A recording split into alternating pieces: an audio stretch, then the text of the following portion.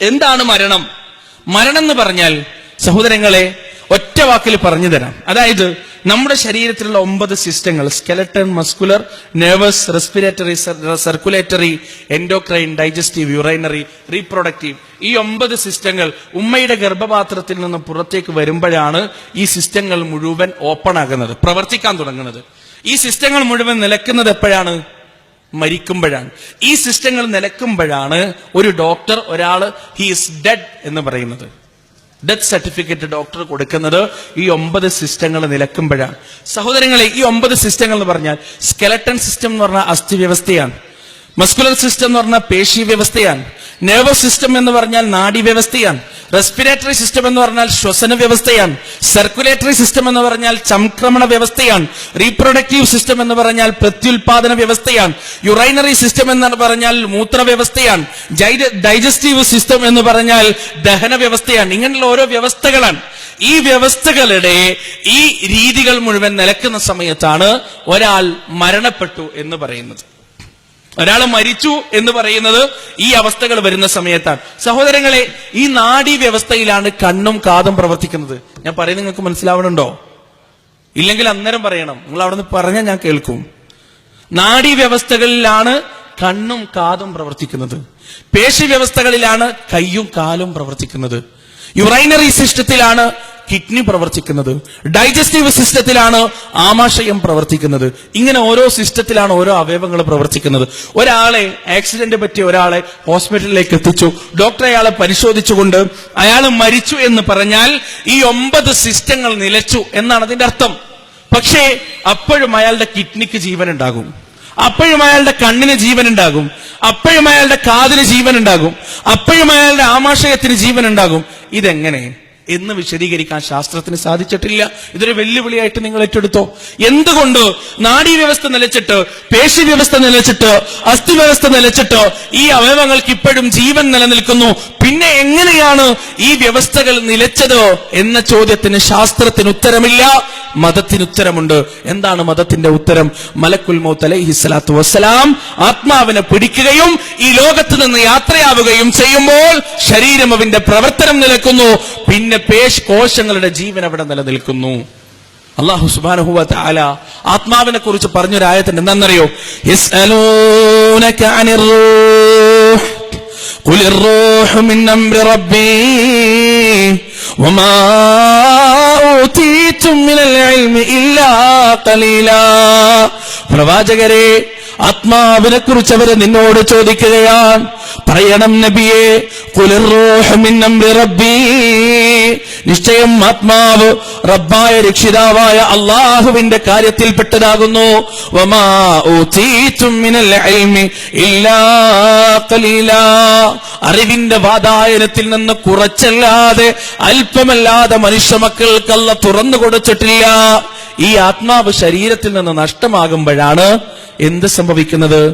Clinically confirmed death സംഭവിക്കുന്നത്. ഒന്ന്. രണ്ടാമത്, ഈ ലോകത്ത് മുഴുവൻ, ഈ ലോകത്തെ മരണത്തെക്കുറിച്ച് ഗവേഷണം നടത്തുന്ന ശാസ്ത്രജ്ഞന്മാരും ഡോക്ടർമാരും പുതിയൊരു സംഭവത്തെക്കുറിച്ച് പഠനം നടത്തുകയാണ്. അതിന്റെ പേര് NDE എന്നാണ്. പരിശുദ്ധ ഖുർആനും ഹദീസും പറഞ്ഞത് കാലാന്തരങ്ങളിൽ ശാസ്ത്രം ഇങ്ങനെ തെളിയിച്ചുകൊണ്ടിരിക്കുകയാണ്. NDE എന്നാണ്. NDEയുടെ ഫുൾ ഫോം എന്താണ്? Near death experience. അതായത് മരണത്തോടടുക്കുമ്പോ മനുഷ്യ ശരീരത്തിൽ ഉണ്ടാകുന്ന ചില മാറ്റങ്ങളും അനുഭവങ്ങളുമാണ് ശാസ്ത്രം പഠിച്ചുകൊണ്ടിരിക്കുന്നത്. ഇനി ഞാൻ പറയുന്ന കാര്യങ്ങൾ ശ്രദ്ധിച്ച് കേൾക്കണം. ശ്രദ്ധിച്ച് കേട്ടിട്ടെങ്കിൽ നിങ്ങൾക്കൊന്നും മനസ്സിലാവില്ല, അതിനെന്നെ വിമർശിച്ചിട്ട് യാതൊരു കാര്യവുമില്ല. അതായത് മനുഷ്യൻ കാഴ്ചകൾ കാണുന്നത് ഒരു നാഡിയുടെ സഹായത്തോടെയാണ്. ആ നാഡിയുടെ പേരെന്താണെന്ന് അറിയാർക്കെങ്കിലും അറിയോ? ഒപ്റ്റിക് എന്നാണ്. ഒപ്റ്റിക് നാഡി വഴിയാണ് മനുഷ്യൻ കാഴ്ചകൾ കാണുന്നത് അത്രേ. ഈ ഒപ്റ്റിക് നാഡി, നമ്മളൊരു കാര്യം നോക്കുമ്പോ ഈ ഒപ്റ്റിക് നാഡിയിലൂടെ ഒരു കറന്റ്, അതായത് ഒരു വൈദ്യുതി എന്ന് പറഞ്ഞാൽ അറിയാലോ, ഒരു സ്പാർക്ക്, ഒരു ഇമ്പൾസ് ഉണ്ടാവും ഈ ഒപ്റ്റിക് നാഡിയിലൂടെ. ഈ ഇമ്പൾസ് തലച്ചോറിൽ എത്തുമ്പോഴാണ് ഉസ്മാൻ ഇതാണ്, അജ്മൽ ഇതാണ്, മുഹമ്മദ് ഇതാണ്, പോക്കർ ഇതാണ്, ഖാദർ ഇതാണ്, ആണാണ്, പെണ്ണാണ്, വെളുത്തോനാണ്, കറുത്തോനാണ്, കുറുന്നോനാണ്, നീണ്ടോനാണ്, വിരൂപിയാണ്, സുന്ദരനാണ്, അമേരിക്കക്കാരനാണ്, ഇന്ത്യക്കാരനാണെന്നൊക്കെ മനസ്സിലാക്കുന്നത് ഈ വിദ്യുത് പ്രവാഹം തലച്ചോറിലെത്തുമ്പോഴാണ്. ഈ വിദ്യുത് പ്രവാഹം ഇല്ലെങ്കിൽ കാഴ്ചയില്ല. ഈ വിദ്യുപ്രവാഹം നിലച്ചാൽ കാഴ്ചയില്ല. ഈ വിദ്യുപ്രവാഹത്തിന് ഒരളവുണ്ട്. അതുപോലെ തന്നെ ചെവിയുടെ കേൾവി തലച്ചോറിലെത്തുന്നതും ഒരു വിദ്യുപ്രവാഹത്തിലൂടെയാണ്. ആ കേൾവി തലച്ചോറിലെത്തിക്കുന്ന നാടിക്ക് ഒരു പേരുണ്ട്. എന്താണെന്നറിയോ?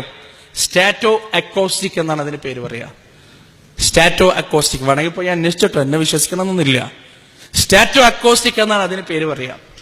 അതുപോലെ തന്നെ നമ്മുടെ മണം തലച്ചോറിലെത്തിക്കുന്ന ഒരു ഞരമ്പുണ്ട്. ആ ഞരമ്പിന്റെ പേരെന്താണെന്നറിയോ? ഓൾ ഫാക്ടറി എന്നാണ്. ഈ ഓൾ ഫാക്ടറിക്ക് കേടുവന്നാല് ചില ആളുകൾക്ക് ദുഷിച്ച മണം നല്ല മണമായിട്ടും നല്ല മണം ദുഷിച്ച മണമായിട്ടും ഫീൽ ചെയ്യും. വല്ലാത്തൊരവസ്ഥയാണത്. അതായത് നമ്മുടെ ഈ റോട്ടിലേക്ക് കുറച്ചങ്ങോട്ട് കയറിയാൽ ഒരു സ്മെല്ലുണ്ടല്ലോ, അറിയാലോ നിങ്ങൾക്ക്? ആ സ്മെല്ലൊക്കെ ഇങ്ങനെയുള്ള ആളുകൾ വലിച്ചാസ്വദിക്കുന്നത് കാണാം. കാരണം അവർക്കത് നല്ല മണമായിട്ടാണ് ഫീൽ ചെയ്യുക. അള്ളാഹു നിശ്ചയിച്ച ഒരു ഞരമ്പിനൊരു ചെറിയ കേട് വന്നാണ്ടല്ലോ സഹോദരങ്ങളെ, പോയി അവന്റെ കാര്യം. നിങ്ങളൊന്ന് ആലോചിച്ച് നോക്ക്. ബാത്റൂമിൽ കയറിയിട്ട് മണം വലിച്ചു കയറ്റുന്ന ഒരാളെ പിന്നെ ഓൻ എന്തിനാ ജീവിതത്തിൽ കൊള്ളുക? മഹദല്ലാഹ്, അല്ലാഹു സുബ്ഹാനഹു വ തആല കാത്തുരക്ഷിക്കട്ടെ.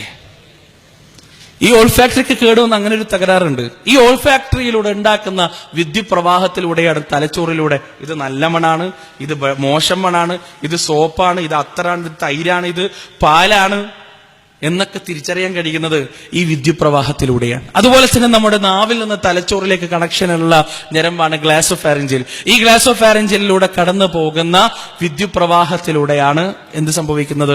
നമ്മുടെ തലച്ചോറിന് മധുരമാണോ ഉപ്പാണോ കയ്പാണോ എന്നൊക്കെ മനസ്സിലാവുന്നത്. അല്ലെങ്കിൽ അതിനെന്തെങ്കിലും കേട് വന്നാല് കയ്പക്ക ഇല്ല, അതിനെന്തെങ്കിലും പറയാ പാവക്ക കടിച്ചിട്ട് നമ്മൾ പറയും എന്തൊരു മധുരം. തേന് കുടിച്ചിട്ട് നമ്മൾ പറയും എന്തൊരു പുളിപ്പാണ് ഇതെന്നൊക്കെ പറയും.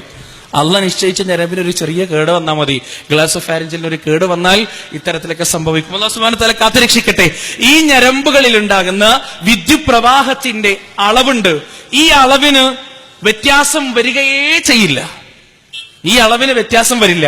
പക്ഷേ വ്യത്യാസം വരുന്ന ഒരു സമയമുണ്ട്. എപ്പോഴാണെന്നറിയോ? ഒരാൾ മരിക്കാൻ കിടക്കുമ്പോ ഒരു കാഴ്ചയുണ്ടാകുമ്പോ സാധാരണഗതിയിൽ അയാളുടെ ഞരമ്പിലുണ്ടാകുന്ന വൈദ്യുതി എത്രയാണോ അതിന്റെ 10,000 മടങ്ങ് വൈദ്യുതി മരിക്കാൻ കിടക്കുന്ന ഒരു മനുഷ്യന്റെ നാഡിയിൽ ഉണ്ടാകുന്നുണ്ട് എന്നാണ് ശാസ്ത്രം പറയുന്നത്. സാധാരണഗതിയിൽ ഒരാളുടെ ചെവി കേൾവി കേൾക്കുന്ന ഞരമ്പിലുണ്ടാകുന്ന വിദ്യുപ്രവാഹം എത്രയാണോ അതിന്റെ 10,000 മടങ്ങ് ശക്തിയിൽ മരിക്കുന്ന സമയത്ത് ഒരാളുടെ ചെവിയുടെ നാഡിക്ക് വിദ്യുപ്രവാഹം ഉണ്ടാകുന്നുണ്ട് എന്നാണ് ശാസ്ത്രം പറയുന്നത്. അതുപോലെ തന്നെ മണത്തിന്റെ നാഡിയിലും നാവിന്റെ ഇതെങ്ങനെ സംഭവിക്കുന്നു? ഞാൻ പറയുന്നത് നിങ്ങൾക്ക് മനസ്സിലായല്ലോ? മനസ്സിലാവാത്ത ആരെങ്കിലും ഉണ്ടെങ്കിൽ ഒന്ന് കൈപൊക്കിക്കോ. ആരുമില്ലല്ലോ. അതായത് സാധാരണ കാഴ്ച കാണുന്നതിനേക്കാൾ, സാധാരണ കേൾവി കേൾക്കുന്നതിനേക്കാൾ, സാധാരണ മണമുണ്ടാക്കുന്നതിനേക്കാൾ, സാധാരണ രുചി ഉണ്ടാക്കുന്നതിനേക്കാൾ 10,000 മടങ്ങ് വിദ്യുപ്രവാഹം മരിക്കാൻ കിടക്കുന്ന ഒരു മനുഷ്യന്റെ കണ്ണിനും കാതിനും മൂക്കിനും നാവിനും ഉണ്ടാകുന്നുണ്ട് എന്നാണ് ശാസ്ത്രം ഇന്ന് പഠിച്ചുകൊണ്ടിരിക്കുന്നത്. പക്ഷെ അതിന്റെ കാരണം പറയാൻ അവർക്ക് കഴിയില്ല. എന്തുകൊണ്ടാണ് ഇങ്ങനെ ഉണ്ടാവുന്നത്? ശാസ്ത്രത്തിന് കഴിയില്ല, മതത്തിന് കഴിയും. ശാസ്ത്രത്തിന് കഴിയില്ല, മതത്തിന് കഴിയും. എങ്ങനെയാ മതത്തിന് കഴിയുക? സൂറത്തുൽ ഫാത്തിർ ഒന്ന് എടുത്തു നോക്കുക.